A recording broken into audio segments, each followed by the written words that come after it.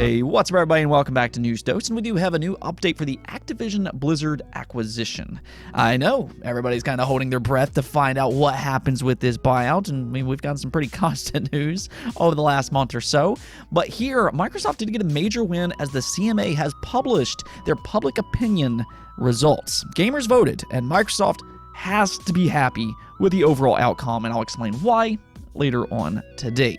Also, high on life, if you've noticed, there's some buzz on this game right now online, and well, there's a reason for that. It did just break some records for Xbox, so we're going to go over that one as well. To start things off, though, let's talk about PlayStation and their new Dualsense Edge controller. This is their new Premium Pro style controller, which offers several upgrades, including back buttons, it's got interchangeable analog sticks, it's got mappable buttons, and pretty much everything that you'd want from a controller like this. However, surprisingly, it also comes with a very noticeable downgrade. And that's not something that you'd expect to hear about a $200 controller. I mean, that's more than double the price of the standard PlayStation 5 controller. So you're kind of expecting nothing but upgrades, but that's not actually the case here because early impressions are starting to make their way online, and one thing that The Verge noticed is that the battery life seems less than ideal. So they were curious about the battery life and whether or not it indeed is actually shorter than the standard controller, and well, Sony actually confirmed that in fact is the case here. You can see their response where they said this: "The DualSense Edge wireless controller's operating time is moderately shorter than the original DualSense wireless controller because we've included many more features within the same form factor and ergonomic design as the original DualSense controller. We wanted to strike a good balance between wireless operating time and delivering robust, high-performance features. Additionally, the longer USB-braided cable is also great for competitive players who prefer playing with a wired connection to avoid wireless interference. This option preserves battery life." So they're basically deflecting here by saying, it's okay, just use the braided USB cable, and then you don't have to worry about battery life. I don't know about that. That doesn't really seem like a solution here. See, the thing is when fans pay $200 for a wireless controller, well, that's indeed what they want here. They want a wireless controller, and better yet, one that feels vastly superior over the base model that you can already get for $70. Again, this is a $200 controller. So yeah, to say the least here, fans are, I think, rightfully frustrated with this situation. I mean, the thing about all this is that the original DualSense's battery life was already a weak point that fans often complain about. Now, the controller itself, I think it feels amazing. The technology is well received, but it just doesn't have the best battery life in the world. And now the Pro model, it makes that weak point even weaker, which is a strange situation because you would think they'd have included a better battery. I mean, if you compare it to the Xbox Series Elite controllers, I believe the battery life for those are like 40 hours. The same can be said for the Switch Pro controller as well. That's like a 40-hour battery life. Meanwhile, it's looking like the DualSense Edge is going to have like a maybe 4 to 8 hours depending on what features you're using. I mean, hey, if you don't play long game sessions, this might not necessarily be a deal breaker for you. But I think that there was some hope out there that this new premium model that you're paying a premium price for would, maybe fix the battery issue, not make it worse. Next up, let's go and talk about Nintendo's Inside the Holiday event. We talked about this just yesterday, but that showcase continued on today with 4 more indie game reveals, and we're going to go ahead and go over each one of those announcements. The first game here being Potion Craft. Now, you might have already heard about this game. This game is actually already available on PC, Xbox, and yes, it's also available on Xbox Game Pass. And while it might look like a simple game on the surface, it's actually surprisingly quite popular. You basically play as an alchemist who runs their own shop, and then you create an experiment to put new potions together to attract new customers. Now, admittedly, I have not played this one myself, but I have actually heard it's quite addictive, so maybe keep an eye on this one. It will be out for the Switch in spring of 2023. They also announced Sonority, which is a music puzzle adventure game. Here you basically solve puzzles through music, though they did note that you don't need to know anything about music, so don't worry about anything like that. It's more of a puzzle game than anything else. It did kind of give me some Zelda vibes, just a little bit, but this one is actually out right now. So this is another one of those shadow drops that you can go out and download on the eShop as of this moment. This next one, though, and I think this one actually looks really good. This one was easily the standout announcement of the day for me, being 10 Hearts. Here you play as these little toy figurines, and at first it kind of reminded me of something like, let's say, Lemmings or the old Mario vs. Donkey Kong games, if any of you all have played any of those, especially since they are using these little marching figurines. But what's really interesting about this game is that it almost seems to turn into this 3D platforming type of game. They mentioned that some of these figurines sometimes breaks off from the beaten path, and I'm not quite sure how this mechanic exactly works. I need to see more of it, but it does seem like that there might be some 3D platforming involved, or somehow you have to solve some type of puzzle to get the rest of the figurines around some sort of obstacle. Either which way, though, 10 Hearts definitely has my eye, and it will be out on April 20th of 2023. Now, as for the last game, they also announced Selforth, which is this pirate-esque game. You'll journey the ocean, customize a boat, and then battle it out against other menacing pirates. There's also like these sea monsters, though, and I mean, if you are looking for a good pirate type of game, maybe you want something like Sea of Thieves, but you want to play something like that on the Switch, well, you know, you could try out Selforth here, and the good news is that this one does launch today. So have at it. Go download that one right now if you are interested. Nintendo, though, I think they've had a pretty good week so far, and this event will continue on over the next couple of days, and I will keep you all updated as we get more of these announcements. All right, so let's go and talk about Activision Blizzard again. The last month or so really has been pretty chaotic when it comes to this acquisition. Of course, with the FTC and all, there's a lot of questions in regards to them suing Microsoft and everything. But of course, we can't forget about these other major regulators, most notably with the CMA and then the EU. This buyout is facing a lot of scrutiny in those specific regions as well. But we did get a really interesting update today from the CMA, and this was a big win for Microsoft. Okay, so what's happening here is that, if you remember right, about a month or so back, the CMA requested consumers send in their opinions about the Activision Blizzard buyout and whether they think it's good for the industry or a cause for concern. Well, the thing is that the CMA published those results today, and gamers have now spoken. In fact, according to most consumers, and this might come as a surprise for some out there, they actually ruled in favor of Microsoft acquiring Activision Blizzard. You can actually see a summary here where the CMA posted this.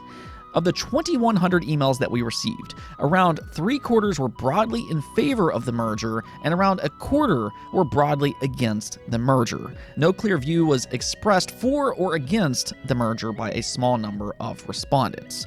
So that is very interesting. Now, admittedly, I don't really know how much this will actually impact the CMA's decision, but at the same time, I mean, I'm sure they will at the very least consider what consumers are saying and see if there's any merit to their reasoning. That is, of course, their job after all, to protect consumers. And at least according to the 2,100 emails they've received, consumers are in favor of this acquisition. Now, I'm sure that they had to read a ton of console war emails as well. That's to be expected. We know how this type of stuff works. Really from both sides, by the way. I'm not pointing to one direction or the other. But they did actually list the reasons fans voted one way or the other. I will drop a link in the description below if you're interested in reading the full thing. But it came off actually relatively professional. Consumers that voted yes pointed out that Nintendo and PlayStation are stronger than Microsoft in gaming, and this will better help them compete. Fans also mentioned that they believe Call of Duty will indeed remain multi-platform, much like Minecraft. They also talked about competition for Call of Duty from other publishers, like Battlefield and Grand Theft Auto as an example. There was also mention of Game Pass being pro-competitive, as it lowers the access to gaming with more affordable prices. Microsoft could basically fix Activision's work culture was talked about. Some fans believe Microsoft will give more focus to other Activision Blizzard IP rather than just primarily focusing on Call of Duty. That is something that we have talked about quite extensively on the channel. It was also mentioned that they're not dominant in cloud gaming, which is funny because the opposite side actually said that they were, so there's definitely a little bit of a differing opinion on that. Fans also said that this will encourage PlayStation to invest more into their own subscription services services, and fans also pointed out that it will help mobile game fans, as Microsoft could maybe compete against Google and Apple. That is, after all, one of the big reasons that they're supposedly trying to acquire Activision Blizzard for, of course, King. So I think with all of that, there were actually some very sound reasons as to why this acquisition should indeed go through. There were 14 reasons in total as to why it should. Now, with all that said, the CMA also posted why the people not in favor of this acquisition voted no. Now, from how I read all this really seemed to boil down to two primary different points. The first of which is that some fans believe that Microsoft will make Call of Duty an Xbox exclusive. And then as for the other reason was that they're worried that this will lead to consolidation with other major publishers being bought out. Maybe Take-Two as an example, Square Enix, so on and so forth. So, fans, much like Sony, they're bringing up Call of Duty possibly being exclusive. There was also talks about maybe Xbox would diminish the PlayStation version to better position Call of Duty on Xbox. That's something else that fans brought up. That's actually something that Sony has brought up as well.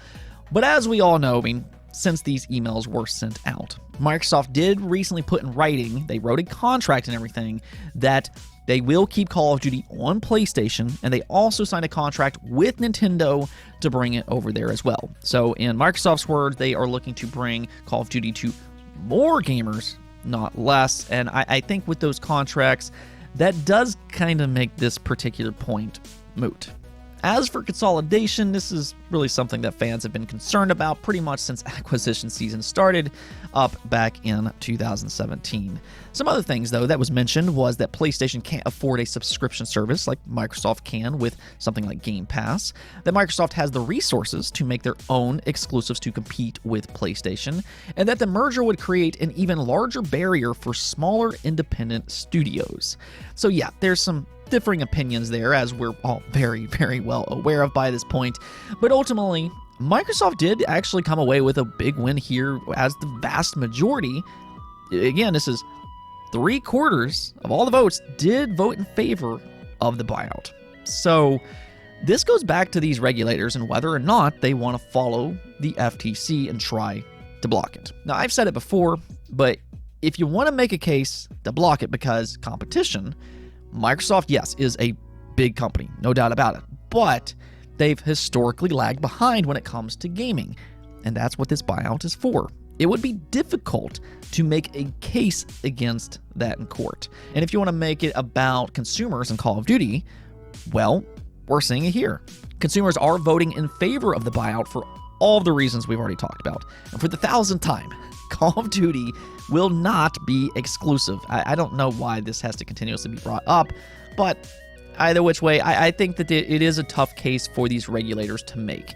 I mean, who knows what will happen, especially with the FTC involved. I'm never going to sit here and say that there's a 100% guarantee that this buyout will go through, just as I'm not going to say that there's a 100% guarantee that it won't.